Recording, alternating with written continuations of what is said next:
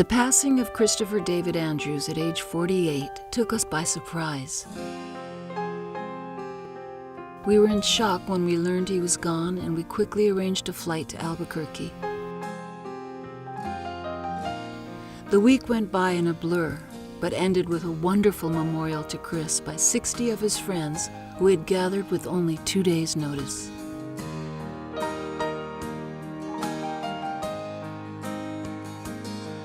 A month later, on Sunday, October 22nd, 2017, a second memorial was held for Chris at our home in Santa Monica, where around 40 more family members and friends came to share stories and offer their condolences.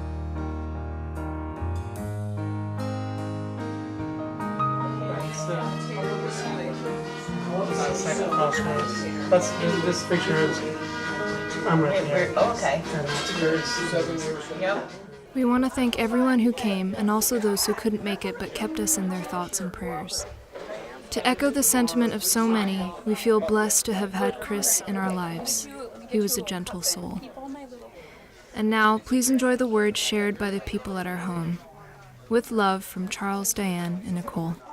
In the corner there's a book. We'd love to have everybody sign it and put your email and phone number. And there's also a memorial card to take, which has a photo of Chris, and also underneath is something that was in his kitchen, and it's in his handwriting, and it's about Native Americans not having a word for goodbye.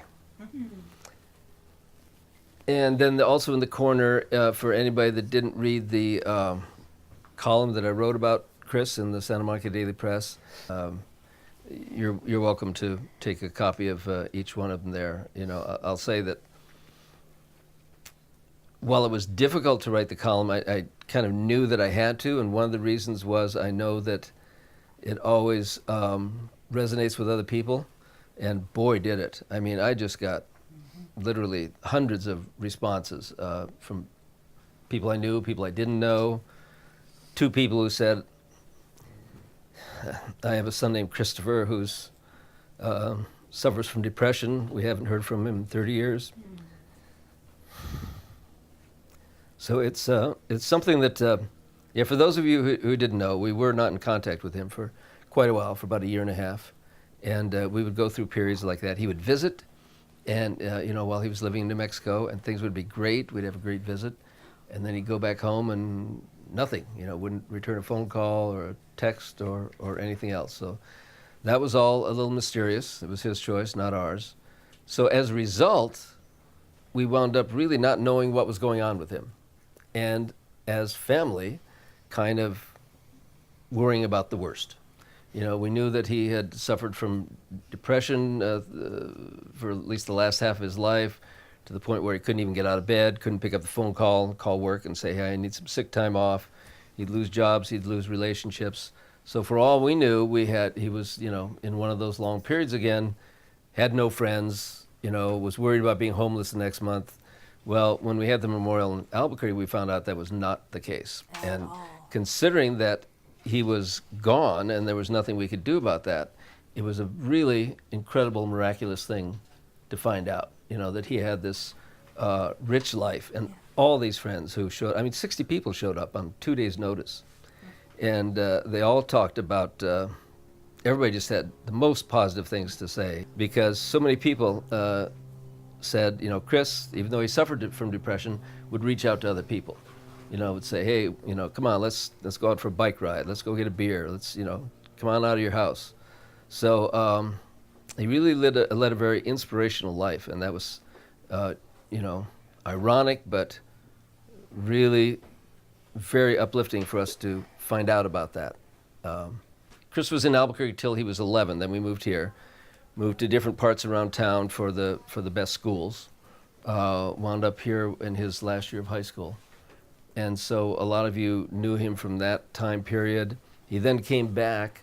After he went off to UC Santa Cruz, came back for a couple of years when Nicole was born, wanted to be around his baby sister, and then back to Santa Cruz, and then finally moved back to Albuquerque about 8-9 years ago.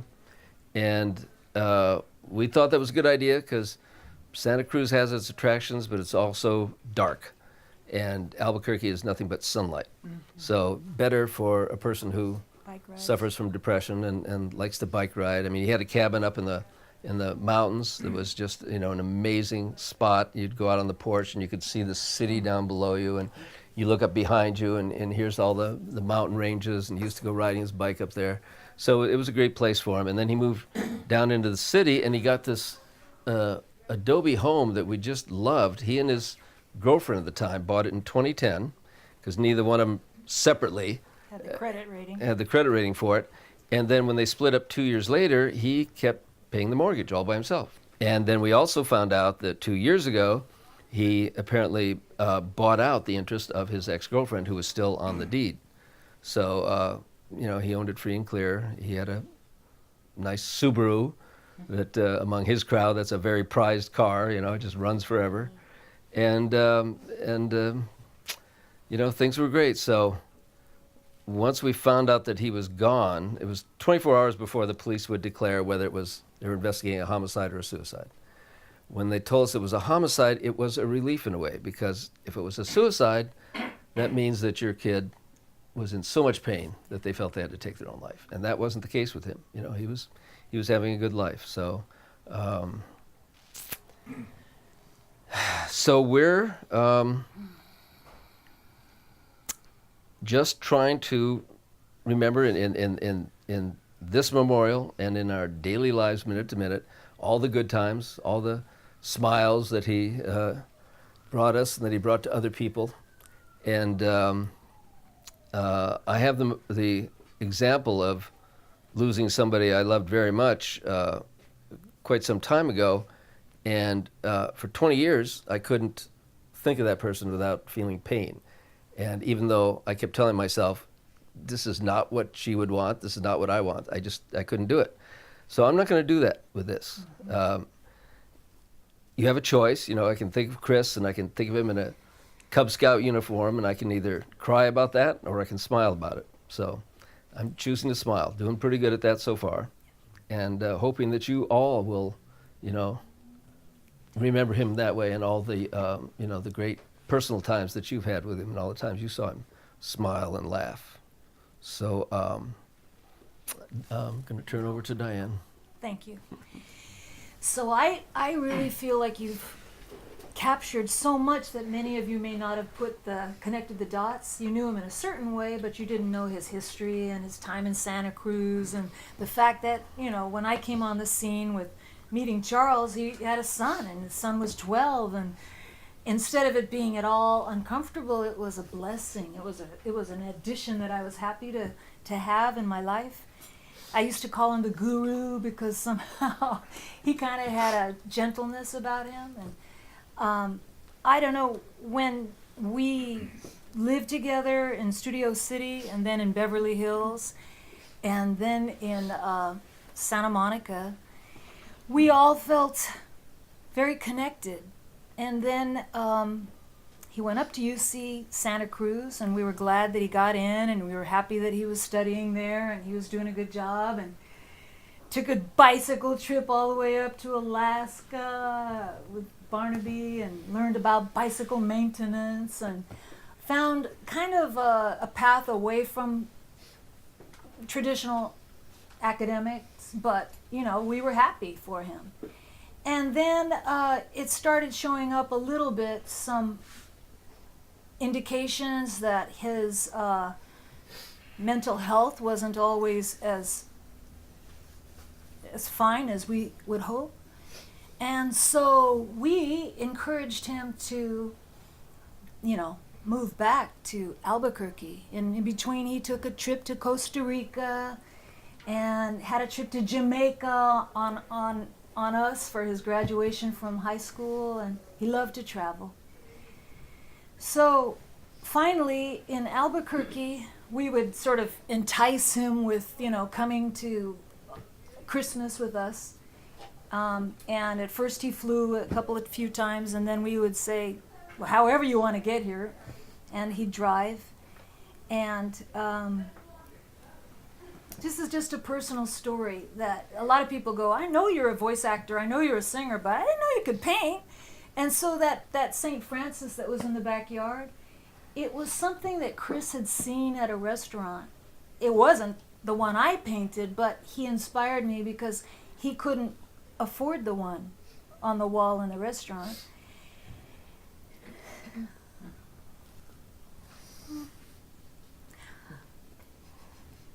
I found myself trying to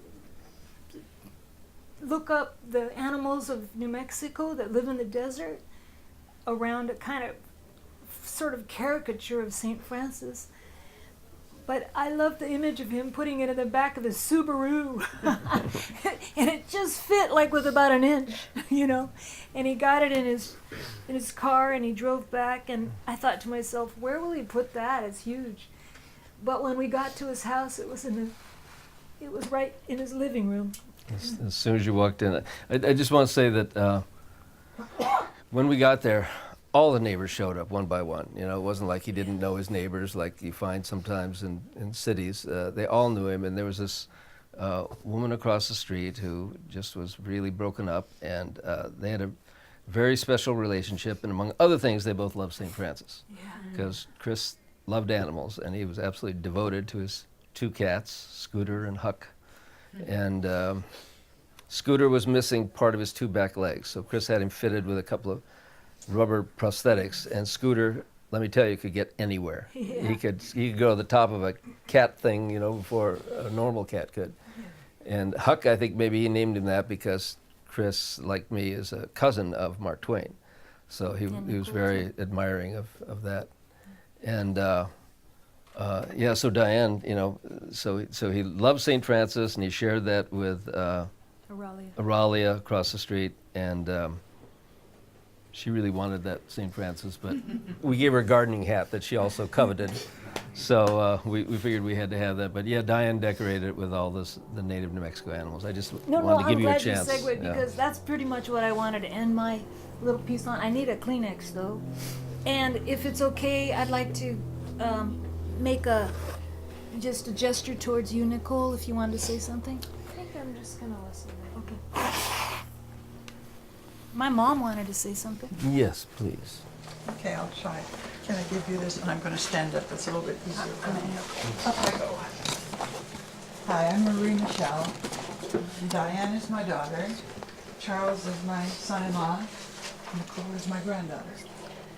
And when Diane and Charles got married in 1985, it was my pleasure to become an instant grandmother to Chris Andrews. And it was wonderful that he so easily slipped into our family circles and helped us celebrate birthdays, graduations, weddings, and then Christmas. And one time he came in from Albuquerque, and we were having the opening of gifts, and he brought me a special gift. I don't think I was the name he chose, but he brought a gift to me. And I opened it, and it was a beautiful silk scarf, hand-painted. And I was really thrilled with that. And later on in the evening, when things quieted down a little bit, I said, Chris, I really appreciate, I love the beautiful hand-painted silk scarf that you brought to me. And he said, he smiled, and he said, well, I'm glad you like it. He said, because I looked at a table full of silk scarves for a long, long time before I picked this one out for you. He wanted to find the one that was just right for me. And I think that says a lot about Chris. And so I wear this scarf today in memory of Chris and remember his thoughtfulness. Yeah. Thank you. Thank you, Mom.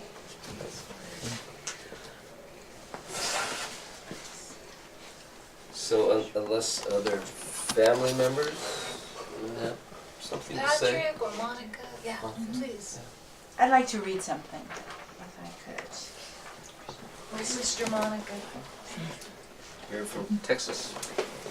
And I'm here on behalf of all of the rest of my family who can't be here. My husband Rick and my son and my daughter Nicole and Chris's cousins. Chris Andrews was a teacher, a healer, a guide.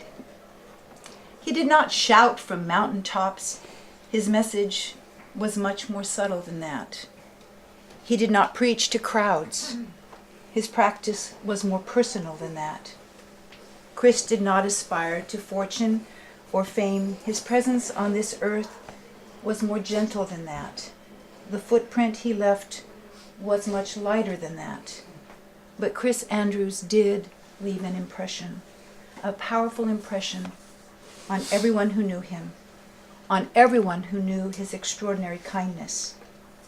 And because of this, Chris will be remembered for the very special man he was. Brother, son, grandson, nephew, cousin, teacher, healer, guide, lover of nature, generous friend, a man of great sensitivity and compassion, a man whose many gifts, his quiet gifts, included the ability to make a rainbow appear just when his family needed it most.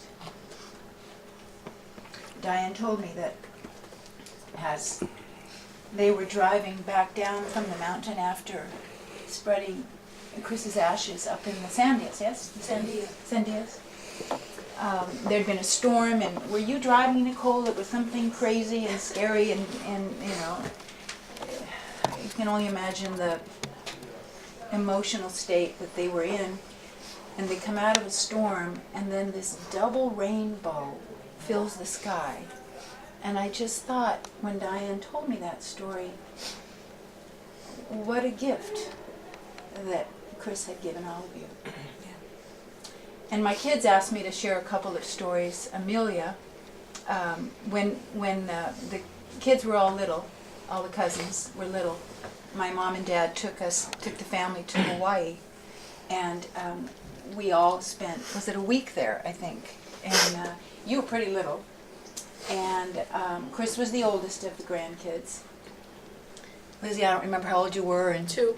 Joseph was climbing trees with my son, and anyway, at one point, the guys had gone fishing, and they came back with a tuna, a yellowfin tuna, and they were all excited about that. And what Amelia told me, she said, "Mom, be sure to say that I remember how excited Chris and the Andrews were about the sashimi that we're about to have." She said the idea of having raw fish sounded horrible to her, but she looked at Chris, and Chris was cool.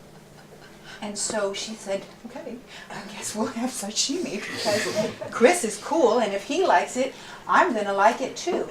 And she likes sushi to this day. Can't say it's all about Chris, but it's in part.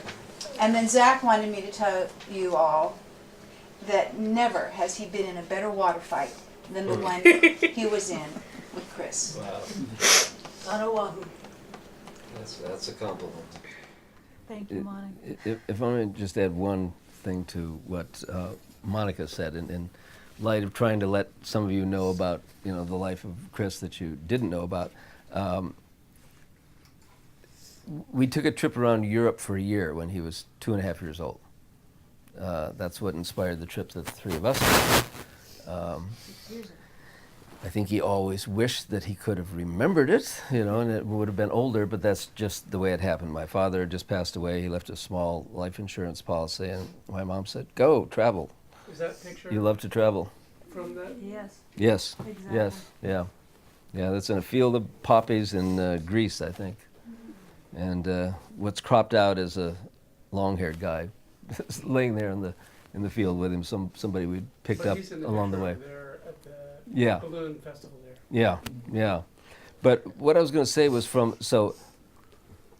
traveling around Europe, he'd run into other kids and they wouldn't speak English. But older kids would, because a lot of countries, Denmark, Germany, the kids all learn English. So mostly he spoke with adults for a year, from age 2.5 to 3.5. So he had quite a vocabulary. And I remember, and as a single father, I'd have to drag him along. If I wanted to go to a concert or a party, he'd go, and mostly I think it was good for him. But I remember constantly people coming up to me at parties. I'd let him go off on his own, and people come up and they go, "Is that your son? I've just been talking to your son for 20 minutes, and he's amazing." And so I always got that throughout his life, and it seemed to be a quality that he maintained.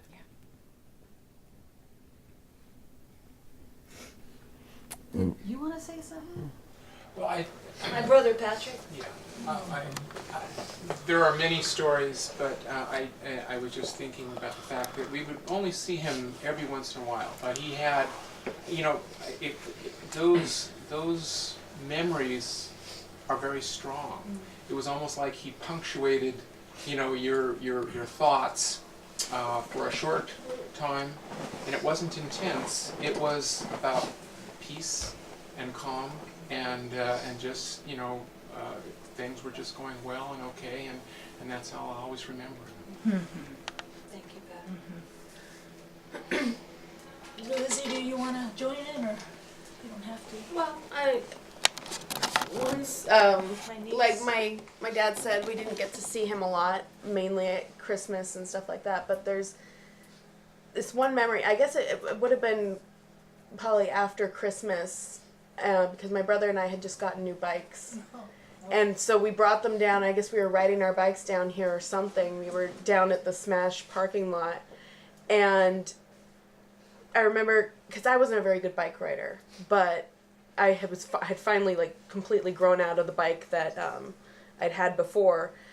And I was still a little bit hesitant about riding it. And Chris saw it and he was just like, oh, this is aluminum. This is so good. And, you know, it's so nice and it's sleek and it's the, you know, cutting edge of bikes at the time. And it made me just feel really good about my bike because it wasn't lame steel like my brother's. It was aluminum. So it was just, I mean, those are the sort of things you remember about him. He just made you feel good. He knew the right thing to say. He knew the right thing to say, and he always did. He was always this lightning presence at any gathering. You know, we would always be, the last time I saw him, we were at, you know, the side table, couldn't quite fit at the big table, and we all just sat there just chatting for hours, and it didn't matter that we were at the kids' table. You guys had more fun. Yeah, we did. So that's what I remember about him. Those who don't know, cycling was really important to Chris. Really important throughout his life. At his house in Albuquerque, there were 8 bikes in his garage. He had a sort of a repair area set up there, and he, you know, he didn't live ostentatiously, but with things he liked, he got the best. So yeah. So Well, now, this is the perfect segue if you felt like saying something. Oh, sure, yeah. I mean, it's really kind of hard to choose a spot, you know, for Chris. Our One friend Barnaby. particular- yeah, my name is Barnaby. I met Chris through Jesse, and we moved to UCSC. Moved to Santa Cruz at the same time, and forgive me if I offend anybody here, but I think we dropped out more or less at the same time, which was 1 year after we moved to Santa Cruz. And you know, it's really hard to choose. So it was your fault, Barnaby. Okay, thanks. You know, I actually don't remember. Did he do 2 quarters or 3? I thought he did 2 years, but I could be mistaken. No. That's the first I've heard of it. So I did 3 quarters for sure, and I can't remember Show if he did. Okay, All right. Anyway, it was really difficult to choose a story for Chris, and I have no idea why this one comes to mind because there's so many to choose between. But basically, we were on a bicycle tour going up to bicycle repair school in Ashland, Oregon together, and we chose a route that was off the beaten track for sure, and we were in, let's see, Hayfork, and I don't know which county it's in, but Hayfork might be, it's actually east of Humboldt. Yeah, you What- used to go Close to what's the- Reading, Yeah, I think. what's It's near the Reading. what's the county there? I don't know. Hayfork County. It might be, maybe, I don't know. The town's called Hayfork. There's a fairgrounds there, and it's a small town, but obviously, or maybe not for people who haven't been in that area, but it's a you know, Northern California has a long history of logging and then sort of a boom and bust type of thing, and I would say we're coming through at the down slope. I think that to this day is still a down slope as far as logging, but it was a logging community, but it still had, and that's the contrast in a lot of towns in Northern California, is this sort of logging community and then alternative lifestyle community. So we were coming through this town, and Roger.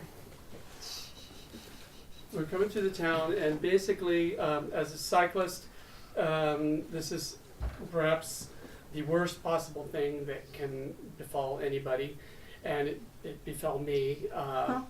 It's called a saddle sore. And, there is a recipe. It's a poultice, slippery elm, golden seal, and comfrey. And I won't go too much into the details about how you go about Applying. but Please. Pictures?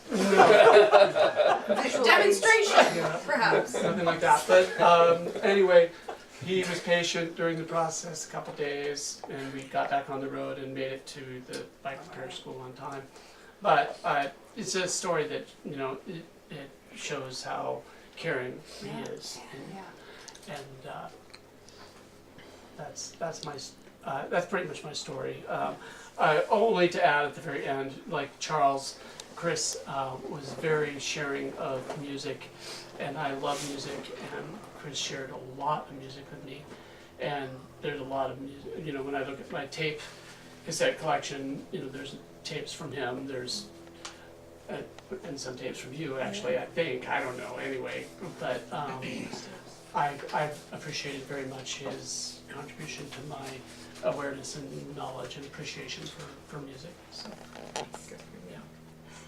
Well, on that note, I'd like to acknowledge that we were just joined by a good friend of Chris's, Roger Steffens, and I would like to link Roger with Tom Linton, and the flag that you see out there, which we found at Chris's house, the Jamaican flag.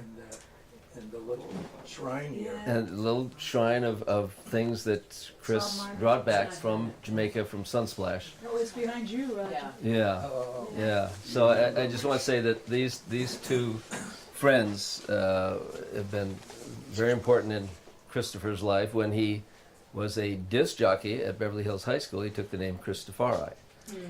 So to this day, and he had intact the collection of 300 reggae LPs that I had given him. Wow. And I just want to acknowledge those two people for having that special place in Chris's life with music. Did he go to Sunsplash? He went, I think, I went 81, I think he went 83, yeah, because he's got the button, and Nicole has some shirts of his that he brought back from there. And then we sent him when he graduated from high school. 89. What's that? Maybe he's in this picture. Oh yeah? That's from 83? Yeah, this is Sunsplash 83. Wow. We'll have to take a magnifying glass to it, Roger. And the other time he went was in, was he? 89. No, he would have been 20 then. What year did you graduate, Jesse? 87. 87. So we sent him in 87 as a high school graduation present with his friend Justin, and Justin's mother, who was a great chaperone. She disappeared immediately. And they had the best time possible, I'm sure. So I just want to acknowledge the special place that these two guys have in our lives. Yeah. Well, I'll jump in for a sec here. Just it's been said in so many different ways today, but Diane reminded me of an expression that I coined for Chris, must be years ago, that he tread lightly upon this earth. And I think that really speaks to who he is and the soul connection that I had with him, which really started when I met him with Charles initially, I think, maybe even at the airport, helping to put bracelets on people that were going to Reggae Sunsplash when he was, how old? 12, 13 years old. Yeah. And remained through the years. We always had a bond. And I know that a lot of it was because of reggae music in Jamaica, because he would always When he would see me, he would talk about Jamaica and the music, and I'm certainly not as versed in the many kinds of music that Chris and Charles know, but I'd say I know my reggae somewhat, pretty well. Sure. And I love being with him whenever I could, and I know that when he would come to town, I know I was one of the few friends that he sought out to see, and Charles would say, you know, Chris is coming, and he said he really wants to see you. And that was always important to me, and Barbara as well. And I did get a chance to visit with him in Albuquerque 3-4 years ago. I was there on business, and I told Charles I was going, and I called him. He says, well, you know, he doesn't answer all the time or very often or at all. But I called, and he called me back, and I said, you know, can you meet me? I only have like an hour and a half, and can you meet me for lunch? And so we had a great connection and time together, and true, he tread lightly upon this earth.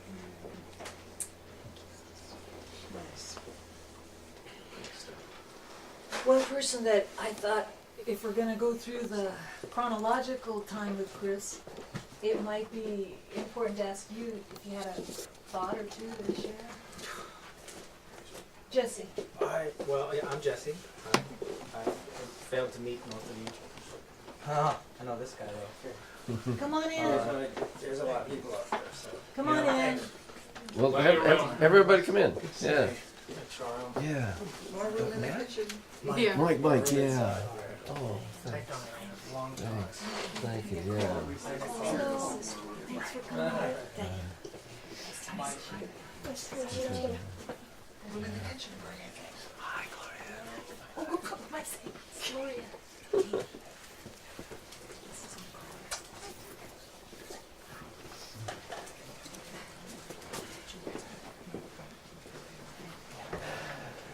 Kind of great timing actually, because I think, you know, Mike is maybe the only person that I've known longer than Chris. He's one of the first people I met when I moved to LA when I was 6. But I have so many stories that, you know, we've been through many of them recently. But the thing that, yeah. No, first, we came from Albuquerque with a U-Haul truck. We had a place that we were going to stay. We got in late at night. Chris was already asleep. I carried him in. The next day he got up to go to school. This is the first guy he met. And Is that Walter Reed? no, that was Brentwood. That was the magnet program at Magnet. Brentwood. Okay. Yeah. And he was assigned to the seat next to mine. It's not like we liked each other. But we became friends and stayed friends from that point on. You know, he was my best friend for elementary school and junior high school. We somehow ended up in the same junior high school. I don't know what strings you pulled to make that happen. Listening to everyone talk, that, you know, absent, you know, the funny anecdotes and stuff, of which there are just, you know, endless amounts, right? The thing that I want to share with everyone that I'm really struck by is that, you know, I met him when I was 11, like you said, and we became fast friends right away. And we stayed friends, you know, and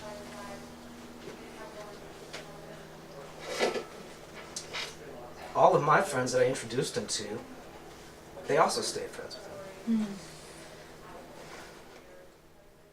I'll give you just a second, Jesse. When we sent him to Beverly Hills High School, because it was named one of the 10 best high schools in the country, private or public. Turns out he couldn't relate to anybody there, except the people at the radio station. Right, the ones with the Lamborghinis, no, not so much. So he became fast friends with all those people and stayed friends with them. So that Stayed was friends with them. the thing. When he Yeah. found a connection with somebody, he was there for good. And I think it's, you know, it's a testament to his character. We've heard about the Depression, and, you know, everyone who knew him knew about that. But it was every other aspect of him that was more important. And And Jesse was the last person that we knew that saw him in person. Jesse and I would get together every few months and have a drink and talk, and it was really nice. And We hadn't done that for a few years. And then in January, I remember, I don't know how the subject came up, but Jesse said, I should go see him. And I said, yes, you should. Do it. Do it. And then in February, he went. Well, I So can tell you why it we saw happened, Chris. if you don't mind, if I, Sure, if I please. can share it. I mean, Please. it's because you were concerned about it. Yeah. You know, and we weren't particularly close at that point, but we were certainly still friends. So I thought, well, I'm no stranger to that. I'm going to go see if he's all right. Yeah. And as you discovered later, under less fortunate circumstances, he was all right. He was Yeah. great. He was the same old guy. And you came back Tons and of told us friends that. and- You said he's all right. You know, yeah, tons of friends and living the life that he wanted to live. And, you know, that's what I want to remember. That's Yeah, right. yeah. That's me too. Now, it was really heartening to get that report, first-hand report, but then 6 months later, we had heard nothing else. So a lot can happen in 6 months. So we were worried again. And we went and visited. Yeah. Knock, knock, knock. No. Let's go back. Knock, knock, knock. No. No answer. Let's go back. Are you sure? All right, let's do it. Knock, knock, knock. Yeah. 3 days in a row, we were there for an art fest in Santa Fe, but no one came to the door, and there was someone there. Yeah. And then Charles was there by chance the following month for a school reunion. All turned 70. Well, I won't do the knock, knock, knocks, but it happened 8 times. 8 different times. Yeah. Nobody answered. But I feel, for me, and it's probably the same for you, hey, thank God we did try. Yeah. Thank God you succeeded, and at least we tried. Yeah. And I imagine you, Jesse, are very glad you made that trip and Oh, got to see yeah. it. Oh, come Yeah. on. Even without things turning out the way they did, I was Yeah. glad to have made that trip because I was also concerned about him. And like I said, Yeah. we had grown distant, you know. Yeah. And so, I mean, it's really what I experienced when I was there is, I think, was a reminder to me that, I mean, obviously, you guys know he had issues, he had difficulties, as we all do, but that wasn't his truth. That's not the person that he ultimately was. You Right. know? He was all of these other things that so many people love. Yeah, exactly. You know? So. Sorry, I mean, I can give some anecdotes if you'd like some. I'm not particularly You're so funny, funny. but Just one funny one. all right, this is maybe the funniest one of all, and you guys heard it recently. But this is the side of Chris I don't think anyone else here knows, but that, like I know. But I told you guys this already. So, he was a little bit obsessed with self-defense as a kid. He was a little kid. I mean, he was the only kid that was smaller than me, right? That's probably why we were friends, right? But he was skinny on top of that. So one time we were going to this arcade because he was super, super into video games. In fact, Chris, I mean, I should mention this, like Chris turned me on to just about everything that I'm into now. Video games is maybe the only thing that I'm not really into. But like he was the first kid who was, you know, into cool music that I knew, and that's all because of you. You took me to the first concerts I ever went to with Chris. You know, he got into each new phase of music. You know, he was the first one I heard about it from. You know, punk rock, new wave, ska, you know, all that stuff. You know, but okay, so video games, totally obsessed with them as a 12-year-old. You know, and. So we went to this arcade one time, and I looked in there, and it was dark, and there was all these like big kids in there, and to me, that was like a 12-year-old, that was really intimidating. You know? I think about it now, it's funny. It was in Westwood. Not exactly. Ooh, that's the bad. I know, man. Wow, It was the Compton part of Westwood. Right, yeah. The Lower West Side. There must have been like some 14, maybe even 15-year-olds in there. It was terrifying, man. And he looked at me and I was like, I don't know. And he goes, look, it's fine, okay? And he had a hole in his sneaker. And he pulled out this pocket knife that he had. It was like a bone handled, like probably like a 3 or 4 inch blade. A tiny little kind of like letter opener thing. And he pulls it out and he goes, look, and he sticks it in his toe and he goes, I'm just gonna kick anybody. And I was like, all right, let's go. Let's do it. A letter opener. It was probably your knife. It was probably something he lifted out of your Yeah, exactly. Probably, and I didn't know it was gone. Yeah. Oh, thank you, Jesse. Anybody else? Because now we're kind of wide open we've met the youth. What about you, Mike? You have I met Chris through Jesse. We used to just skateboard around town, you know, bomb this hill and go to Tito's Tacos. And then I received a little education from him, you know, about Tito's, because, you know, we're from the Palisades. And then,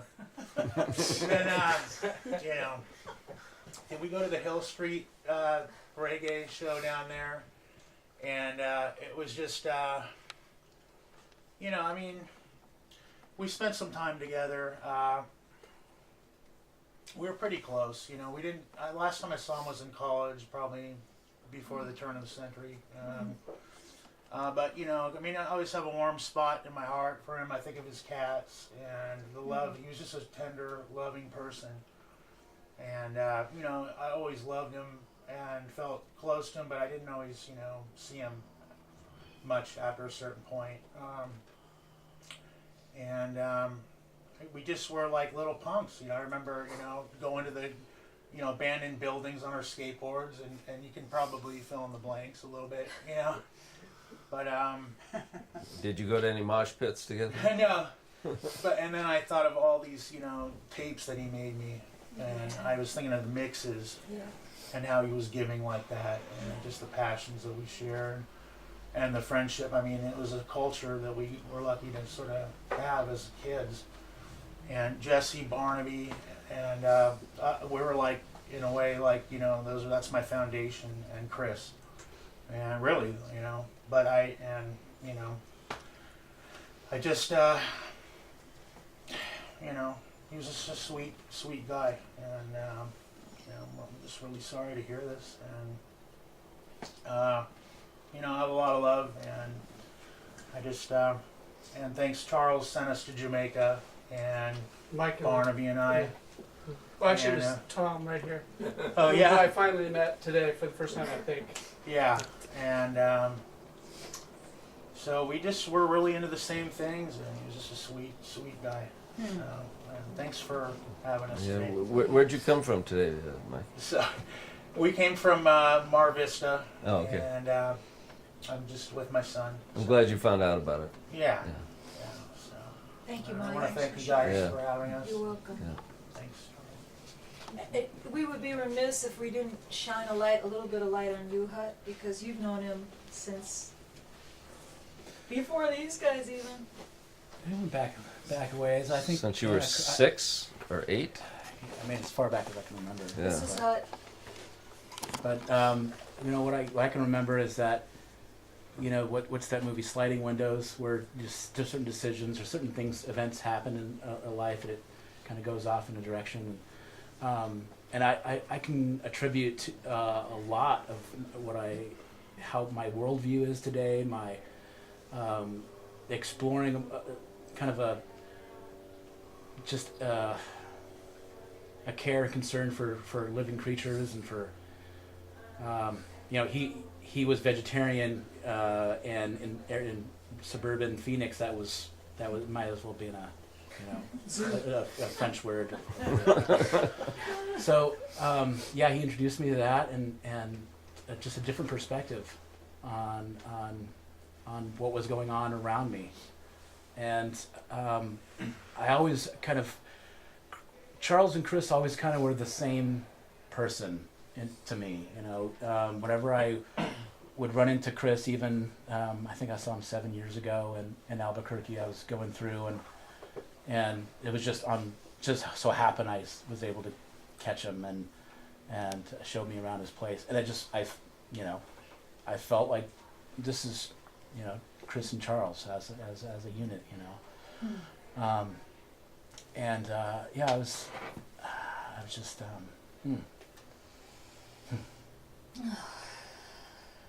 Yeah, I remember when Chris, at the age of 11, announced, "I'm going to become a vegetarian."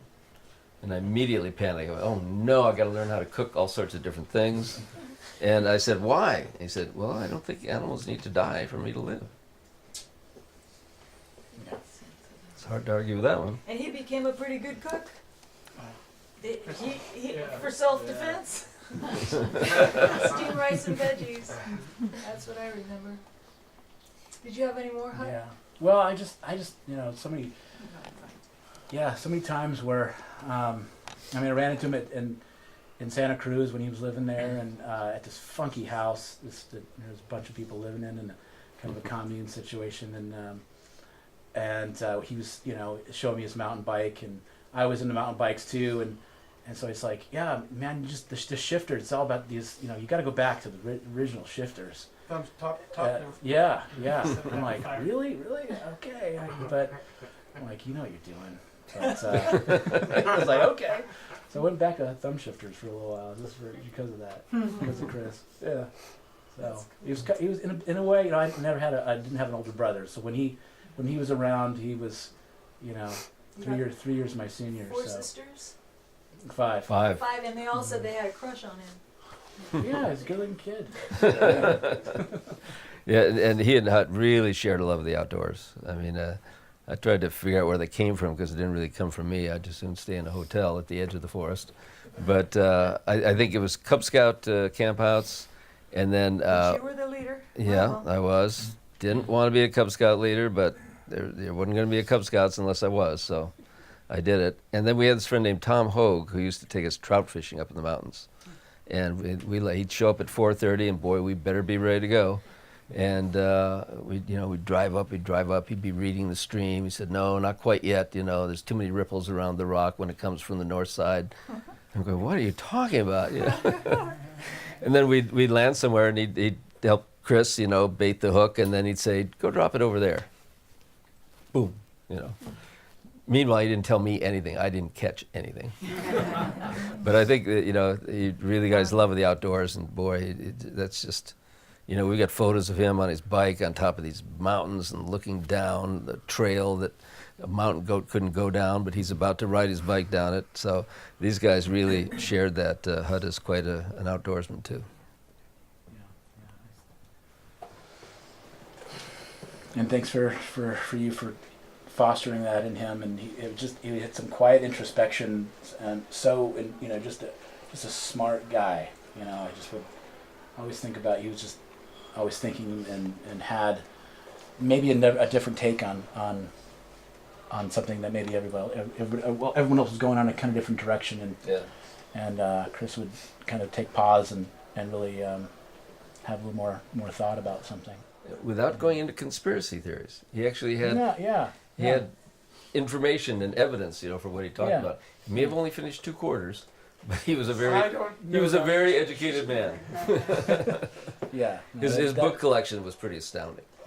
It was all over the place. The author Philip K. Dick, the science fiction. He had He introduced me to Philip K. Dick. Yeah, a couple of them still. Now I'm going to say, because when we were at our memorial in Albuquerque, we realized that a lot of people were going to want to say something, but we also didn't want to jeopardize people's timelines. So I'm going to ask if a few more people want to share, and if you do, just keep it a little bit short, and we'll continue in maybe another 15 minutes or half an hour. Does that sound good? Mm-hmm. Anybody else want to mention something? I met Chris. He was a little kid, and he was standing at a record swap meet, and he was hucking his dad's bootlegs. And I was going bootleg records. Bootleg records, yeah, LPs. So I was going through the Grateful Dead, of course, and Charles had this many Grateful Dead bootlegs, from the beginning. And it was like, rare music. It was great.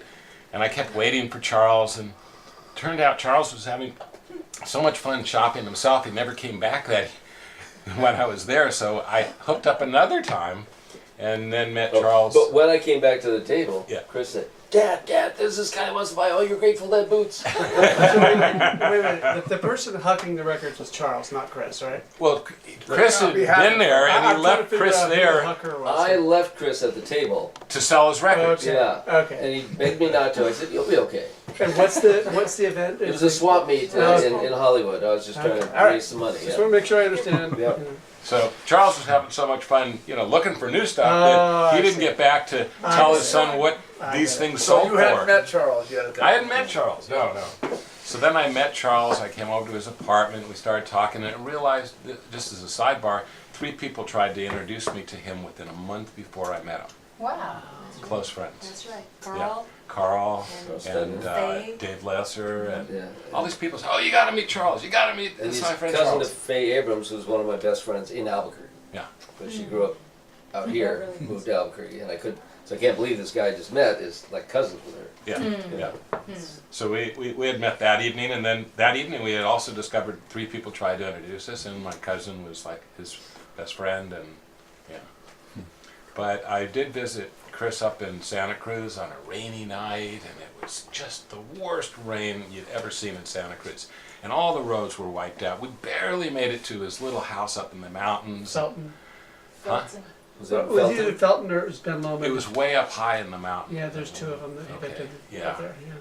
Yeah. And it was just beautiful. It was just green Actually- everywhere. It was just green everywhere Great up in that person. area. It was just gorgeous. We'd gone up for a marijuana thing where Santa Cruz had the feds come in, and I guess they busted a little co-op of marijuana growers up there that were growing for people that had licenses and the whole thing and for themselves. But so the mayor of Santa Cruz got so upset he took all the pot and put it on the front steps of Santa Cruz and gave all the pot back to people. That's But- evidence.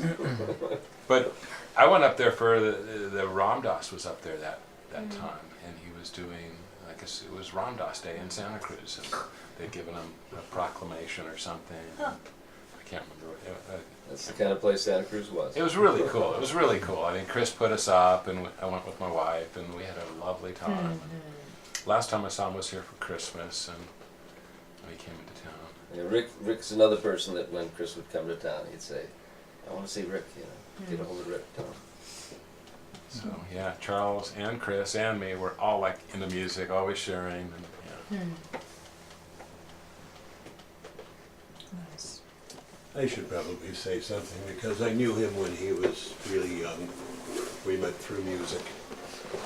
And I think all parents want their children to appreciate what they've learned about certain subjects and perhaps emulate them as they get older. And as he matured, he shared a deeper and deeper love of reggae music, which is what brought us together in the first place. I just remember a bright, happy kid who was so much fun to go to Jamaica with back at Sunsplash.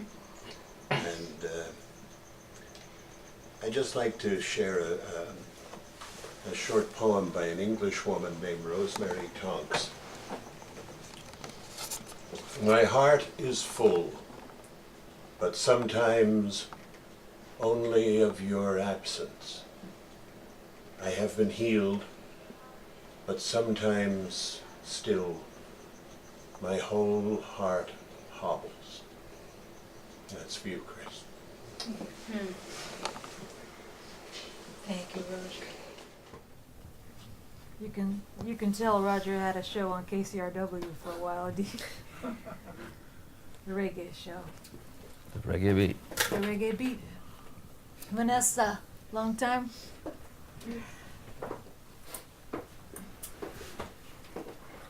I'm Vanessa, and I've known Diane for almost 40 years.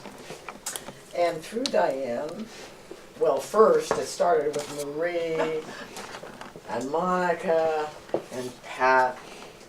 We're only missing Tim, but I know he's here in spirit. And of course, Nicole. I mean, I've known Diane since she was pregnant, but when I met Diane, or knew Diane, she had met Charles. And Charles had the 12-year-old, just this bright spirit. I mean, you could say his aura was bright. That's the guy. But just calm and loving. And through all those years, I didn't see Chris very much, but I heard all the tales of the house way up in the mountains in Santa Cruz. And oh, yes, he was so cool. Yeah. Yeah. And I would see him only at Christmas. But one year, along our long friendship with the family and with Chris, Chris turned 21. And I thought, wow, 21, that's a special day. And it wasn't like I knew what to do, but I brought Chris 21 avocados. And Chris was, you think, oh, that's kind of a lame present for your 21st, but Chris was happy. He was happy to get that, and you felt it. It was genuine. It wasn't like just, yeah, thanks. Chris had a depth to him that is rare. And we're all so lucky to have been touched. Thank you. Oh, beautifully said, Vanessa. Vanessa. Yeah. Thank you. Oh my gosh. You want to say anything, Izumi? I know, it's putting on the spot. I was just afraid of breaking up crying. Yep, we know.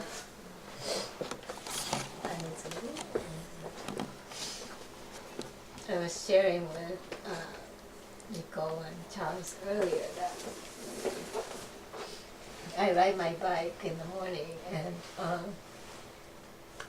and I take Broadway at night. I live on Centinela and I take Broadway to the beach, and so I passed the co-op, and so that day I do this every day, almost every time I ride my bike, but that day for some reason when I passed co-op, I remembered that co-op used to be on the other side of Broadway, and I remember that Chris worked there one time for for a short period. Produce, was he in produce? Yeah, I don't remember. He wasn't in the meat department. No.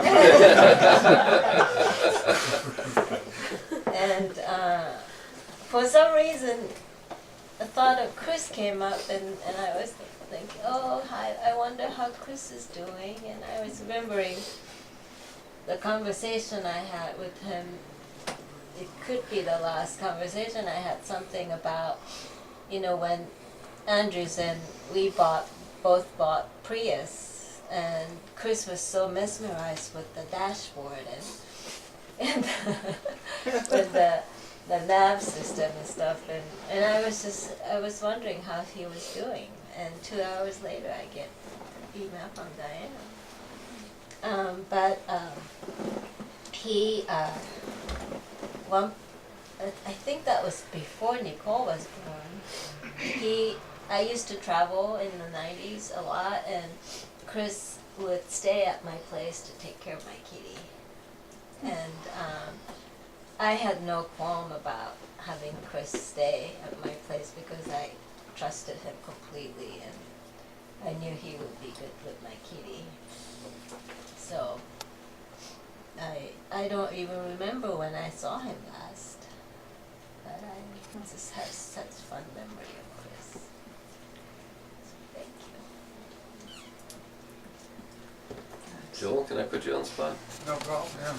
Well, my main interest in Chris was through Charles, because I knew Charles was playing basketball. Charles and I met, I think, right around about a year or two after you were born.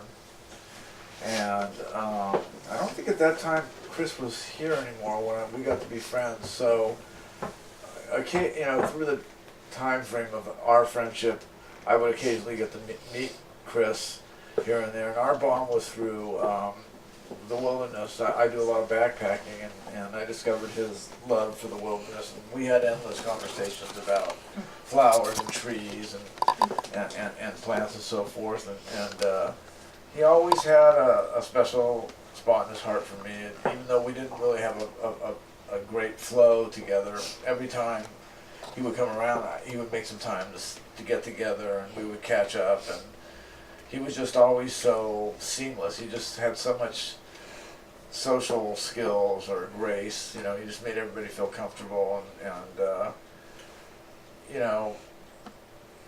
we were in a situation where, I was mainly friends with his father, and so he kind of knew of our friendship and then was more aware of me because of that. And that just goes to speak of how he felt about you. And, the connection started through, me and Charles, but it sort of bled into him. And, boy, I'm going to really miss him.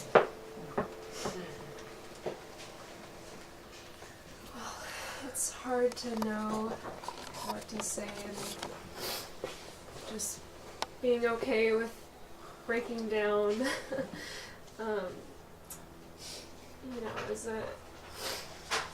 As a younger sister, Chris was he was already my age when I was born. I'm 24. and people have talked about how great he was with animals, and he was also great with kids. He was always so natural with me at any age I was. You know, even if he wasn't around all the time, but when he was, it felt so natural, like just the puzzle was complete.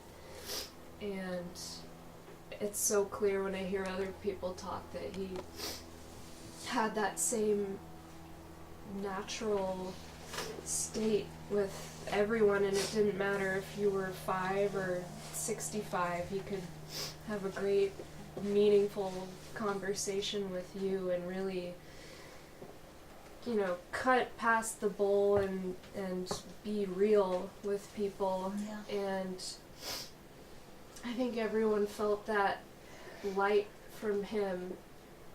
And that's not to say that he didn't have darkness too, but don't we all?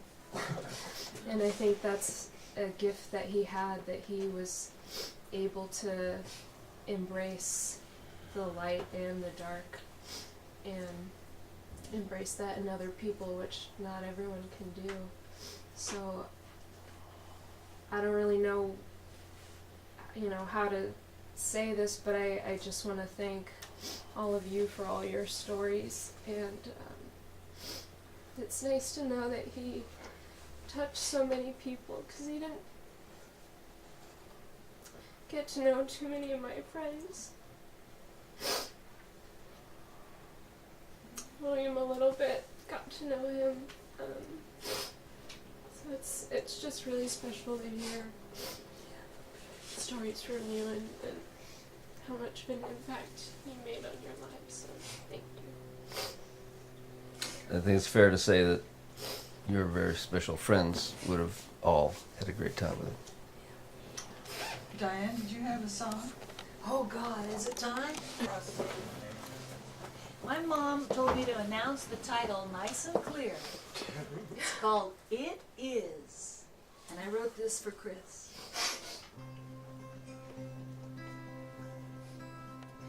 I don't know how to feel after losing you, but my heart has been beaten. It's black and blue. Someone said it's a great time to be alive. After I stopped laughing, I realized it is, it is, it is. I gave my love, he gave his. Old memories